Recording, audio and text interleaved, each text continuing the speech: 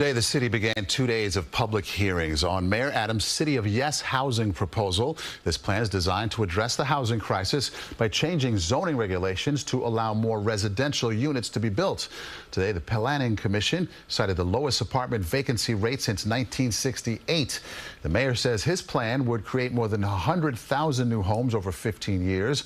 Opponents say it would benefit real estate developers and rezone too many single-family neighborhoods in the 4 boroughs. The city council will vote on this proposal by year's end. Bauman covers housing and examines the mayor's promise to make housing more affordable. We're standing right now in one of the most expensive neighborhoods in New York City. Tammy Meltzer remembers when Battery Park City was affordable, back when she first moved here in 1995. You had waiters, managers, the seamstress, all lived and walked to work.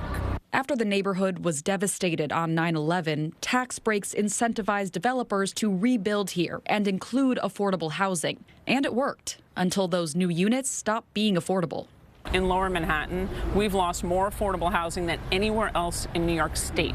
And with that, we've lost mom and pop businesses because all the rents have come up. Everything is more expensive. We don't see a trickle down with the more housing that comes. What we see is just more market rate housing. Right now, half of New York renters pay more than 30% of their income on rent. The city's rental vacancy rate is at a 50-year low. Ultimately, it's a question of supply and demand. The Adams administration wants to build more housing in every neighborhood by changing longstanding zoning laws through the mayor's City of Yes proposal.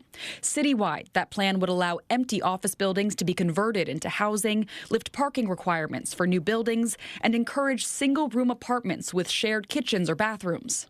So how do you ensure that new housing is affordable for the people who need it and not coming in and gentrifying a neighborhood? Well, we need all types of housing, to be very clear. We need market rate housing. We need deeply affordable housing. It's that entire range that allows for the type of opportunity and relief for New Yorkers across the income spectrum. In high-density neighborhoods like Battery Park City and most of Manhattan, City of Yes would allow buildings to be 20% bigger if that addition becomes permanent affordable housing. There is no truly affordable housing in New York City anymore. David Giffen of Coalition for the Homeless says City of Yes does not address New York's homelessness crisis. The only way we're going to get the housing for the people who need it is if there's a specific plan for creating that level of housing. Right now, that plan doesn't exist. Urban policy professor Nicholas Bloom says City of Yes is similar to other rezoning initiatives in cities like Portland and Minneapolis.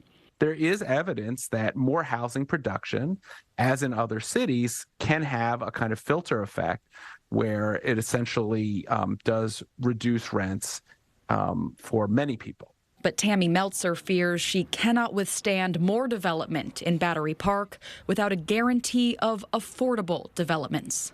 Do you worry if they do build more housing here that you could be priced out of this neighborhood?